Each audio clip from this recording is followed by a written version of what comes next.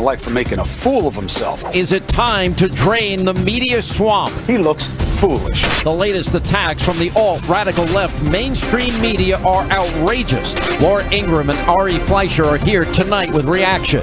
I will not disappoint you, that I promise. Then President-elect Trump made specific promises to you, the American people, on the campaign trail. How does he plan to keep those promises? Vice President-elect Mike Pence will join us in studio with more. All of that plus Ainsley Earhart and Florida Senator Marco Rubio are here. Hannity starts right here, right now. And welcome to Hannity, and it's time to drain the media swamp. Laura Ingraham and Ari Fleischer, they'll be here with reaction in just a minute. But first, tonight's opening monologue. The abusively biased mainstream media, they continue to prove they're fundamentally incapable of covering President-elect Donald Trump fairly. Now, CNN, the Clinton News Network, they continually go after President-elect Trump. Just take a look at this report from Jeff Zeleny. Take a look. Donald Trump is showing signs tonight of being a sore winner. The president-elect is suggesting, with zero evidence to back up his claim, that he won the popular vote, and he's a victim of widespread election fraud. Is that fair and balanced? Now, President-elect Trump, he responded by retweeting criticisms of Zeleny's report, and then tweeted himself, quote, CNN is so embarrassed by their total 100% support of Hillary Clinton, and yet her loss in a landslide, they don't know what to do. And then later he added, quote, well, I thought that at CNN would get better after they failed so badly in their support of Hillary Clinton. However, since the election, they are worse. Now, it's important to remember that Jeff Zeleny, well, he's the same so-called journalist. Remember, he fawned over President Obama back in 2009. Remember this question back when he was working at the New York Times? Take a look. During these first 100 days, what has surprised you the most about this office, enchanted you the most about serving in this office, humbled you the most, and troubled you the most? Let me write this down. Surprised, troubled. I've got, what was the first one? Surprised. Surprised. Troubled. Troubled. Enchanted. Enchanted, nice. And humbled. And what was the last one? Humbled? Humbled. Thank you, sir. Enchanted, really? Now, he had the chance to ask the president a real question, and that's the one he picked. Now, Zeleny, he's not alone over there at CNN. There's a lot of Trump bashing going on 24/7. Let's just take a quick look. This really speaks to incompetence. They can't even keep the president-elect from making a fool of himself on Twitter by saying that millions of people voted illegally. He looks foolish saying something like that. Well, it really is an unprecedented move. Donald Trump using his platform to question the integrity of the American election system. As he heads home this evening, the president-elect is continuing one of his trademark Twitter tirades, blasting the effort to recount votes in some states. This was a white lash. This was a white lash against a changing country. It was a white lash against a black president in part. Wow, CNN looking pretty foolish. Now, I've been saying since 2008, journalism is dead, and those are only a few of the countless examples that prove it. But the liberal mainstream media, they're not interested in the truth or facts. They're all about pushing their radical left-wing agenda.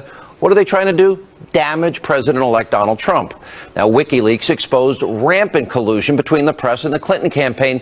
So my question is, why should Donald Trump grant equal access to all of them?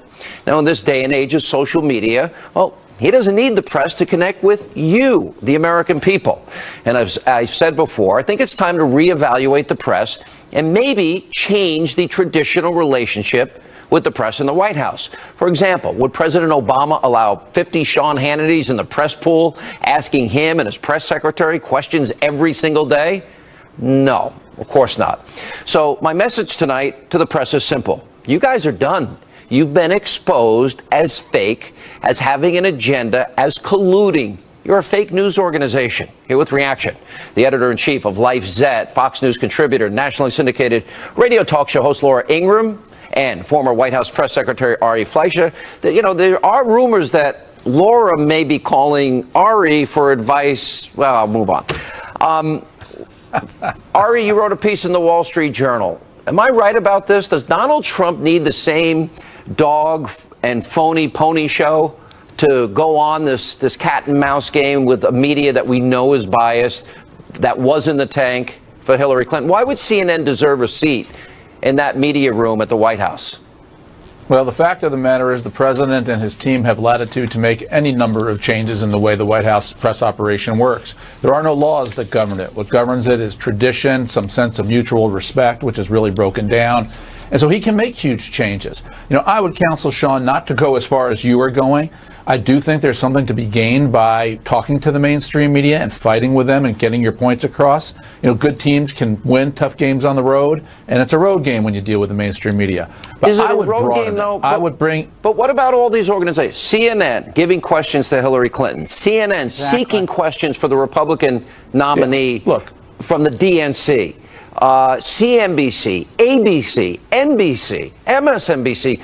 Why? Why does he have to waste his time with people that we know don't like him and colluded with the other side? Why? Look, and this is why I wrote the piece for the Wall Street Journal. There's a bigger, more broader, important point, and that is the American people have lost faith in the press. According to the Gallup poll, trust in the press to report news accurately and fairly is at an all-time low. According to the Pew poll, only 5% of the American people have a great deal of confidence in the media. The press has lost the very people it needs to rely on, to read them, to view them, and to keep the president in check. And so the press has brought this on itself, and I think Donald Trump would be smart to diversify the press, bring in different groups of people, foreign reporters, business writers. I'd love to see one day, Sean, liberal and conservative.coms in the briefing room together, asking the questions. What do you think, Laura? Sean, I think you should be in the briefing room every day. I'd love that. I'd love you asking questions, tough questions. Well, look, I think Ari has a point. I'd have to sure throw it all away and say, oh, we're not going to do these briefings anymore. But I do think when it comes to reporting, real straight reporting, there are networks, and I think you named one, CNN, Sean, that is so far in the tank for the Democrats, so far in the tank for political correctness. You know how pathetic they are?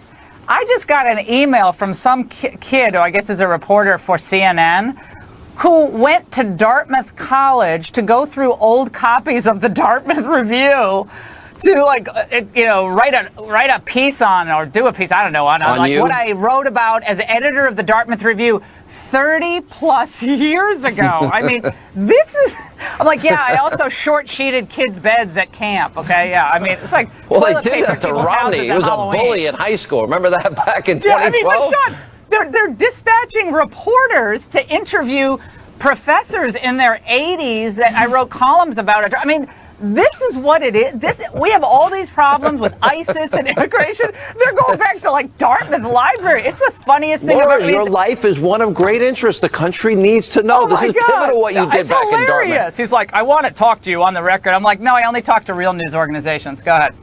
Do you think, Laura, though, that there might be a benefit if you colluded to such a high level? I'll use CNN as an example. You don't get that seat back.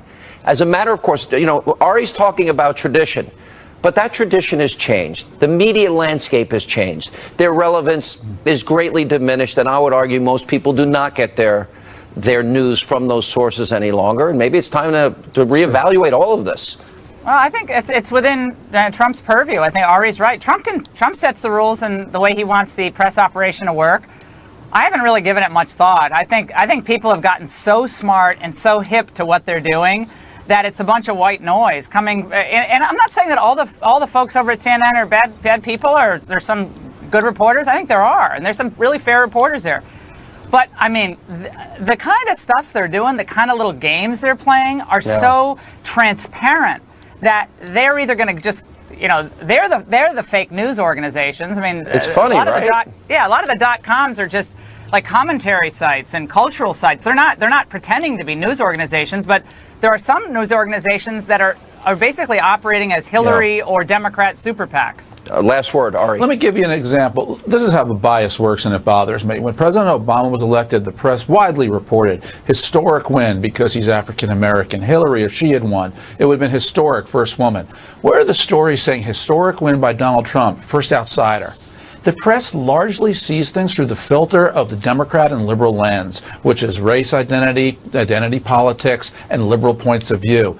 They hurt themselves when they do that, distance themselves from the American people, because there are so few conservatives and people who see things through a Republican lens in the media. And that's their biggest problem, and that's why they tilt, and that's why they're biased. Well said. All right, guys. Thank you both. Appreciate it. By the way, Laura's new website, LifeZet, is doing very well. Thank you. Thanks so much.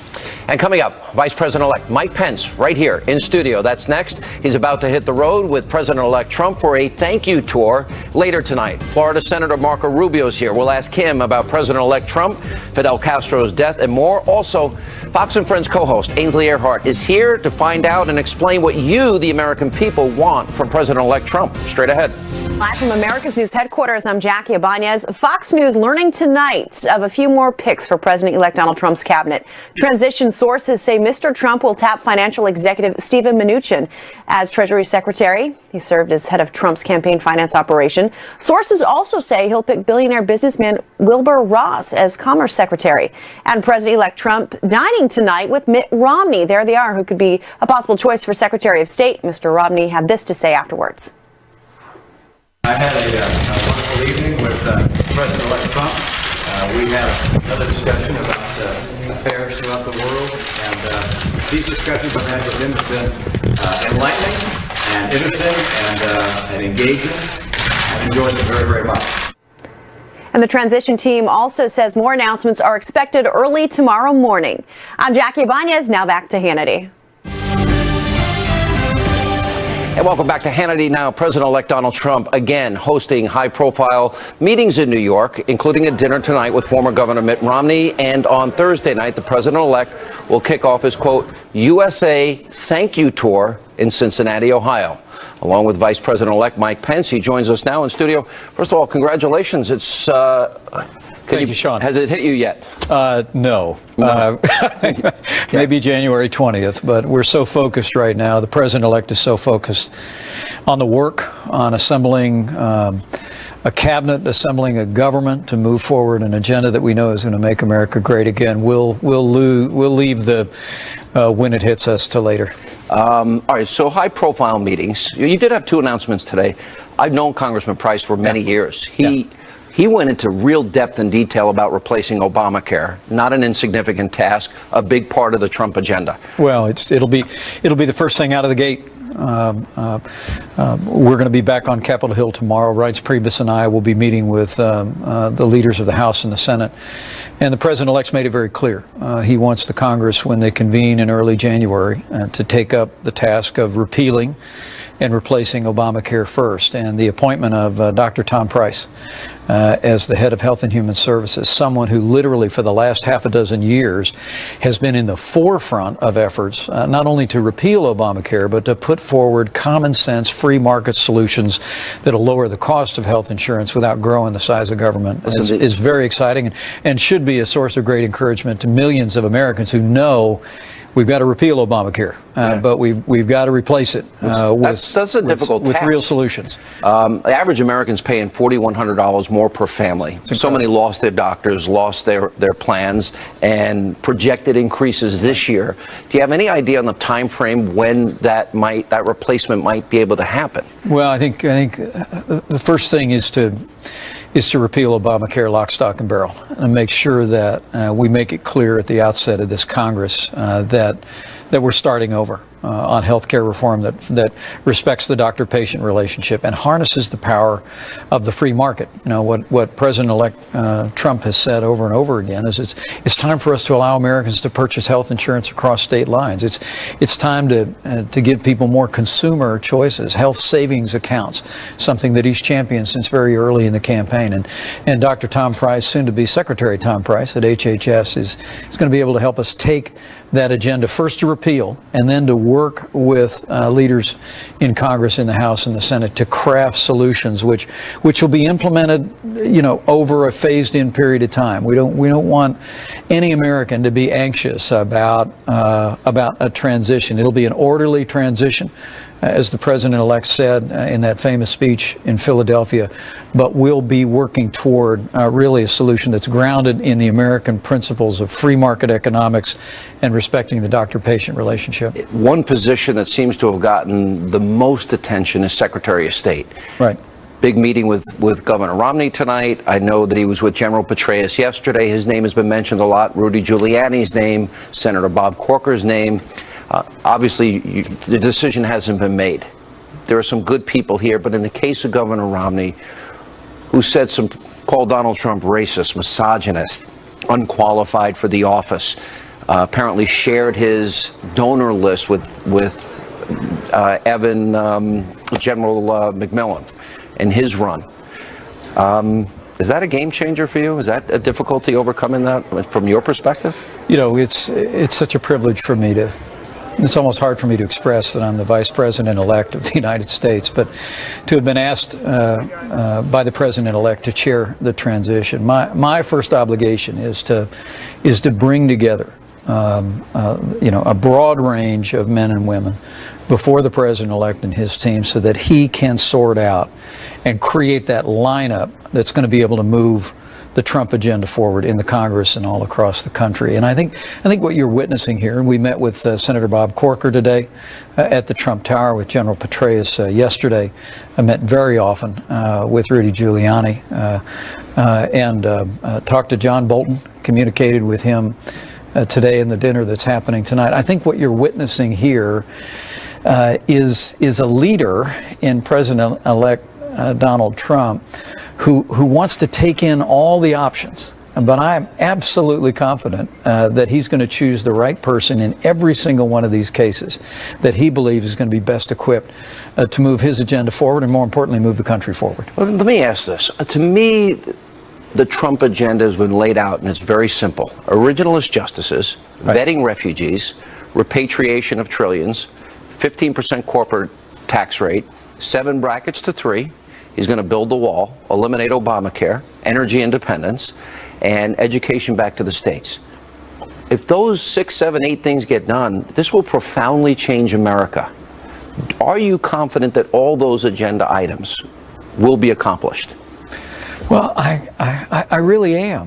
When the President-elect and I went to Capitol Hill just a couple short weeks ago, we met with Leader McConnell, with Speaker Ryan. As I said, I'll be back on Capitol Hill tomorrow as we're beginning to lay out the details of that. But I think, my word when I went to Capitol Hill as I talked to members of Congress is I said, buckle up. It'll be busy. It's not just going to be a busy 100 days, Sean. It's going to be a busy 200 days. I mean, what you have in our President-elect, and you've known him for a long time, a lot longer than I have. Mm-hmm. This is a man of boundless energy and creativity, and he is absolutely determined to move that agenda forward and move it forward quickly. We're going to start out of the gate by repealing and replacing Obamacare. We're going to take steps to achieve real border security, build a wall, end illegal immigration.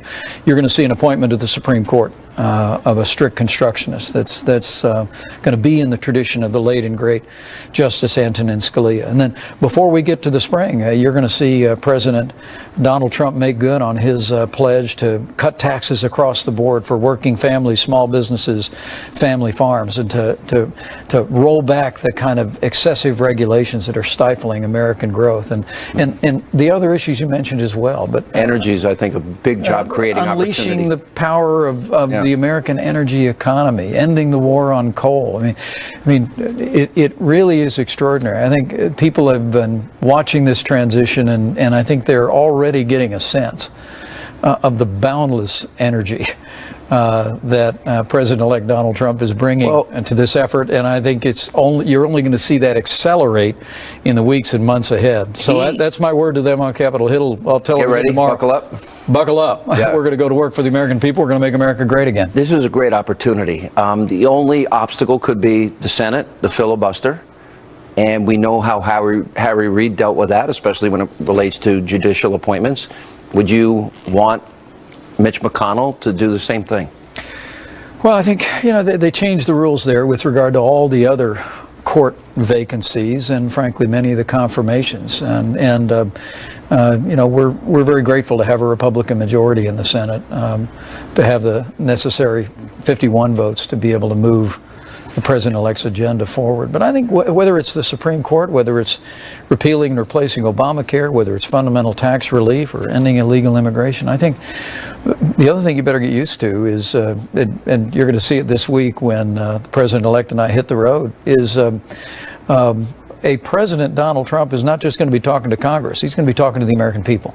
He's going to be taking his case consistently to the American people and encouraging them, as you remember that other president Ronald we like Reagan. a whole lot, Ronald Reagan, used to do. Go ask the American people to call your congressman and call your senator, and I think that's the reason why I'm very confident we're going to see the Trump agenda move forward, and we're going to get this country working again and rebuild our military and do all the kind of things that'll make America great again. What could we glean from what we have seen in terms of your role so far? Because you've been in most of these meetings. And they seem endless. They're Monday through Friday, Saturday and Sunday. They don't seem to ever stop. Yeah. I have known him a long time. He doesn't really like vacations. He wants to roll up his sleeves and get to work.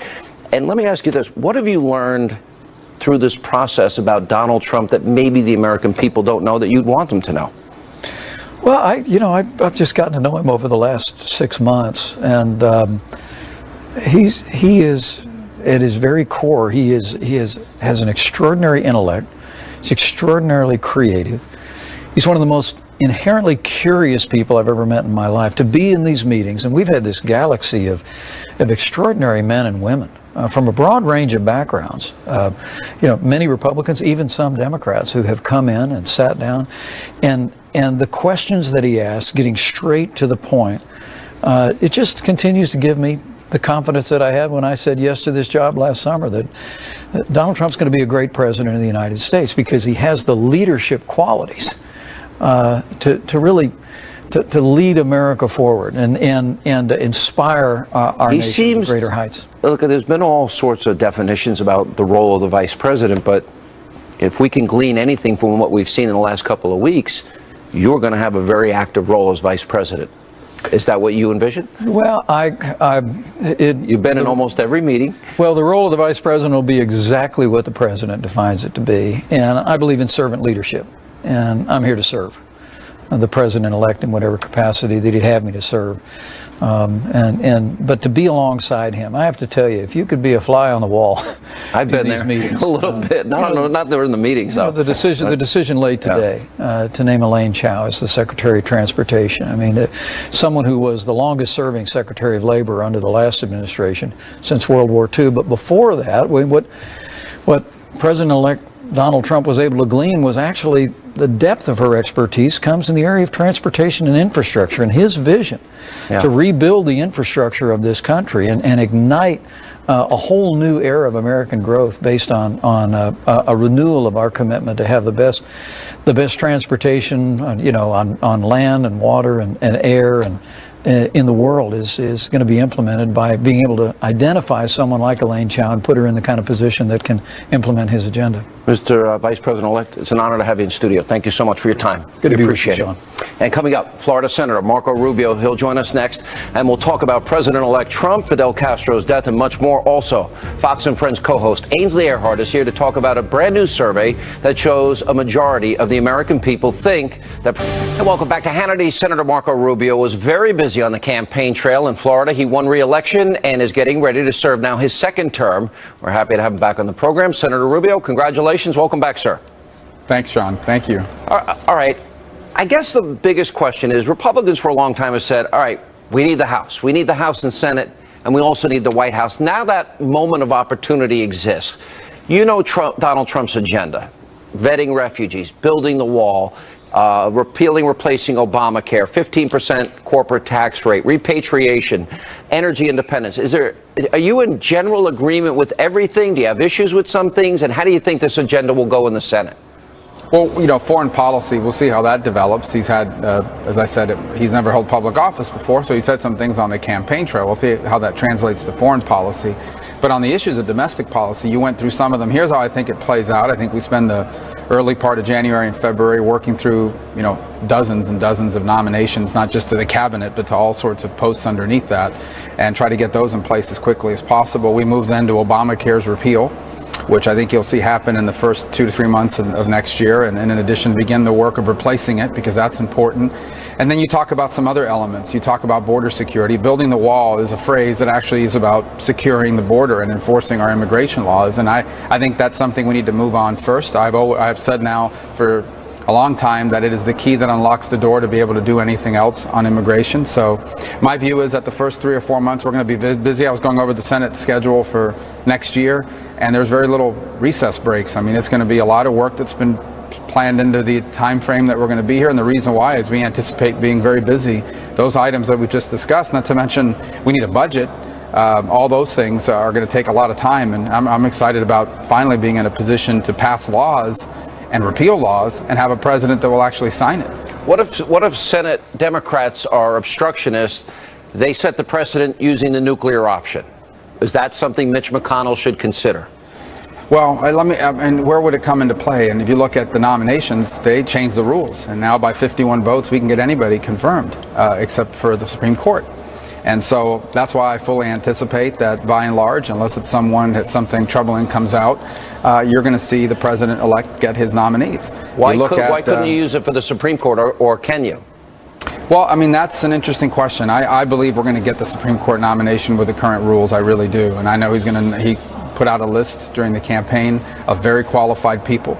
And I believe we'll get that nomination. I really do. And I'll leave it at that for now. But as far as all the other ones are concerned, I think we're going to get through those. A lot of good people, names are being mentioned. Obviously, it's his prerogative to choose them. They'll go through our process here. And we're going to move very quickly on that in the early part of the year.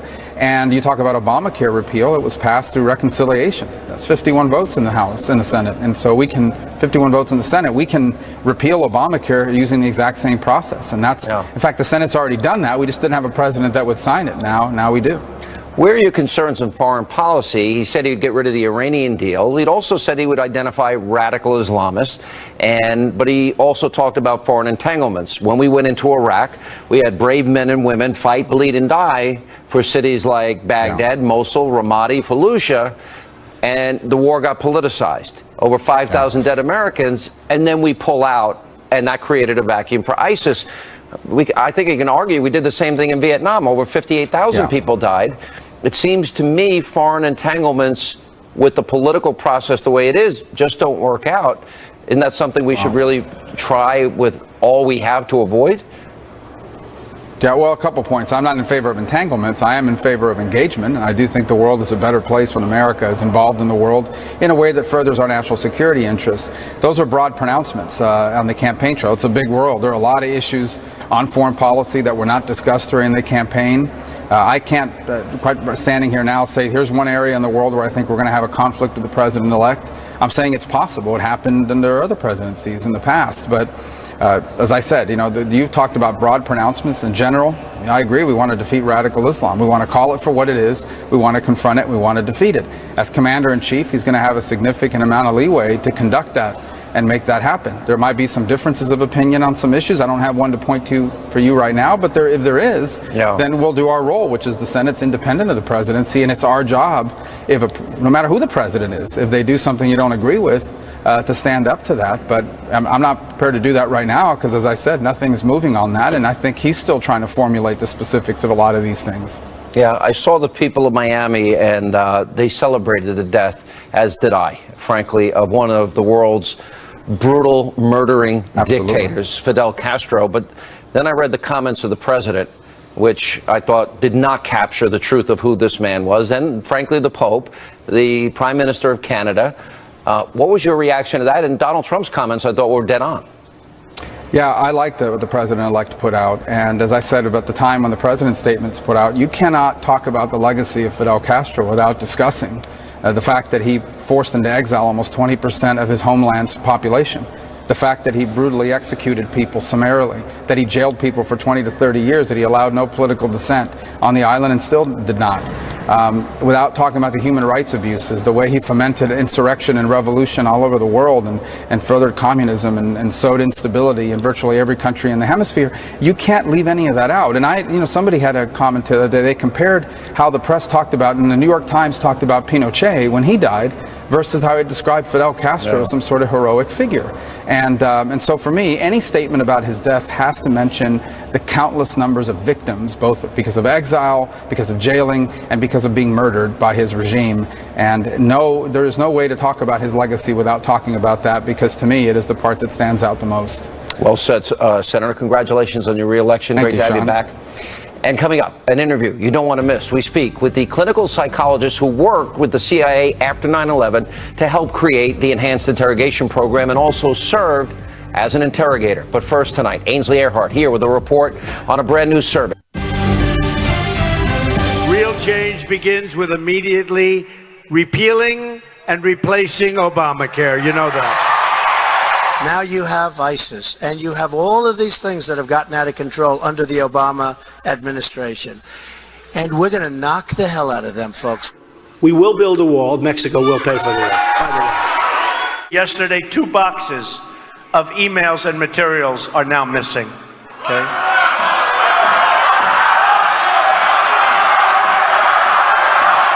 Special prosecutor, here we come, right? If I win, we're going to appoint a special prosecutor. All right, that was President-elect Donald Trump during the campaign, making a lot of promises to you, the American people. And according to a brand new survey released by The Hill, 64% of registered voters believe that Donald Trump will be very or somewhat effective in fulfilling his campaign promises. Here now with reaction, the author of the brand new #1 New York Times bestseller, Take Heart, My Child, A Mother's Dream. Fox and Friends co-host Ainsley Hart, did you ever think you'd be a #1 New York Times bestseller? How great is that? Congratulations. Thank you so much. Yeah, I heard you did a 6.5-hour book signing in South Carolina. My hometown. They were so supportive. 6.5 hours? Yes. They're awesome there. That's amazing. I know your viewers are awesome. You've been talking about it on radio. Our producers have let us talk about it on Fox and Friends. Congratulations. Our bosses are awesome. Thank you. I'm and really it's a happy. great story too about your father and how he gave notes and you turned it into a children's book. It's not about selling books for me. It's just a really cool story that I grew up in this, normal family in South Carolina. My dad really influenced our life. My mom influenced our life, and it's just some lessons and some themes that I want to pass on to my own daughter and to other kids around the world. That's awesome. Thanks. All right, so the American people, they elect politicians. I think one of the reasons this has been an outsider year is because politicians make promises and they never keep their promises. Right. So there was a survey done by Harvard University's Center for American Political Studies and also the National Research Group. And they polled people. They asked people, do you like his policies and do you think he's actually going to implement them? Right. And the majority of folks think that he's going to fulfill his promises. He's a tough guy and he stands behind what he believes in. And people he's got both houses. Absolutely. And people are putting a lot of hope in him, and he's got 4 years to prove himself. But 64% of voters, they will be they think he's going to be somewhat or very effective as a president. Now, as far as infrastructure is concerned, 78% like his plan for infrastructure. That means improving roads, bridges, tunnels. He wants to spend $1 trillion to do that. That's one thing that really concerns me, though, because I don't want to add to the debt, and I'm hopeful that we go as pay as you go. Well, he doesn't want to raise taxes on anyone. He wants to lower taxes among every single group. Right. People are in favor of that. They think he's going to lower taxes on businesses, on corporations, and they think he'll do that before he'll lower individual income taxes. The majority of people do approve of him cutting taxes, obviously. The strongest number, 90% of those polled support him removing illegal criminals from our country. As far as Obamacare is concerned, 54% think that he will repeal and replace Obamacare, but 46% approve of that, Sean. Well, that's enough. Obamacare has been a disaster. Average American up $4,100, huge projected increases this year. I think most people like the idea of everyone having health care. They just want it to be affordable, and it hasn't been.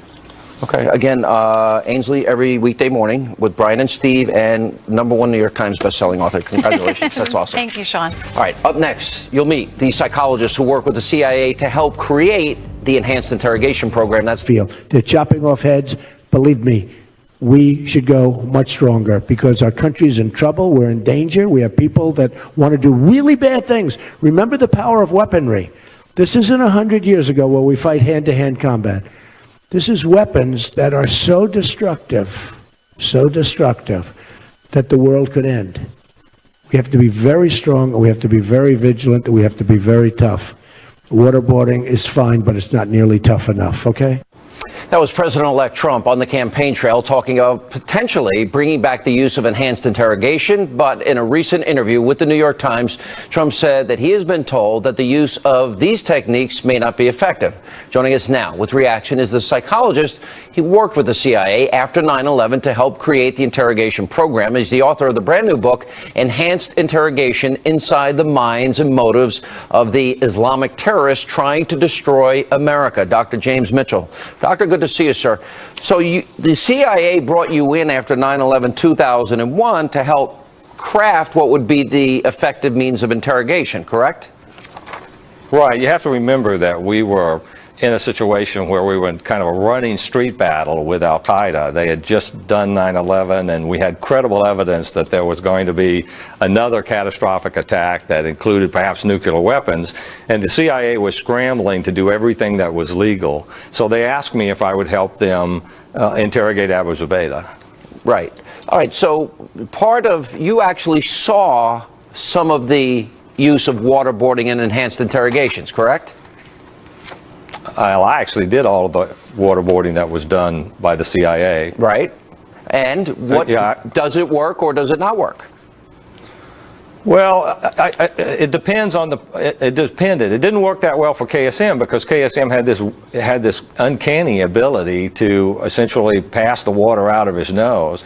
It worked okay on the other two, but the problem with focusing on waterboarding is that it seems to me that the media and the press are obsessed with waterboarding, and somewhere between waterboarding and worse and doing nothing at all but tea and sympathy, there's a place where I think some kind of legal coercion will have to be used, but it won't necessarily have to be waterboarding. That wouldn't be my first or best choice. I don't believe that would be the case. Is it an effective tool in the arsenal to extract information? If legal, it could be. It depends on how it's applied. Like I said, like anything else, if it's applied in kind of a blunt way, the whole point of waterboarding isn't to get people to provide information while they're on the board. It's to get them to provide information before they go to the next session. So in some cases, in most cases, waterboarding would be completely unnecessary and probably not appropriate to use. In a very few cases, let me tell you the case that I think it would be appropriate to use some kind of physical coercion. If you had a situation where you knew that there was going to be a catastrophic attack that could kill potentially thousands of Americans, the Army Field Manual is not going to work. Some kind of coercion is going to be necessary. And so I believe President-elect Trump ought to be thinking through what he's going to do when he gets that intelligence, and they've got the guy who could stop it, but he won't provide the information. I don't believe he's... Go ahead. No, sir, finish. I was going to say, I don't believe offering him a beer and a pack of cigarettes is going to make it. You were there. You yourself questioned 13 of the most senior high-value detainees in custody, including KSM and Abu Zubaydah and the commander involved with the USS Cole bombing. Can you describe what it's like to go face-to-face with some of the world's most evil killers, those terrorists that we talk so much about? What was it like? Well, it depended on what stage they were in. In the beginning, it was very difficult because they were very resistant and they were belligerent. Some of them were. As they went on, they kind of turned on the charm, and it was much easier to work with them after the EITs. But in the beginning, the thing that it was like was it was shocking because I was surprised at their indifference to the violence and death of other people. Right. We think we understand them, but we don't understand them. Well, I think it's hard to understand evil because that's what we're talking about. If they want to advance a caliphate, agree with us or die, it's not exactly logical. Let me ask you this, because you do note that when the methods are used correctly, enhanced interrogation, that they're useful and getting them to cooperate. But if they're not used correctly, it's counterproductive. What is the correct use of these methods? The whole point of any kind of interrogation procedure is to get the person to shift their priorities so that they're willing to provide information.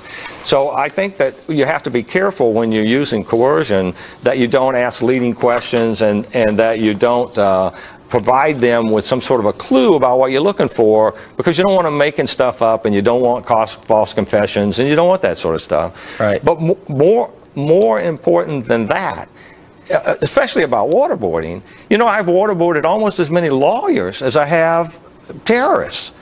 Lawyers? Lawyers. I don't know if you have a law degree, but I'm one down. If if one more lawyer and it'd be equal. Okay. Well, I know you do teach American soldiers how to resist the use of these techniques. Now. Well, you did. Now. I used to be in the Air Force Survival School. I don't do that anymore, but I did for years, 13 years. I know you did. All right, sir. Thank you. Appreciate your expertise. Appreciate it. When we come back, we need your help. An important question of the day. It's about your news media. Straight ahead.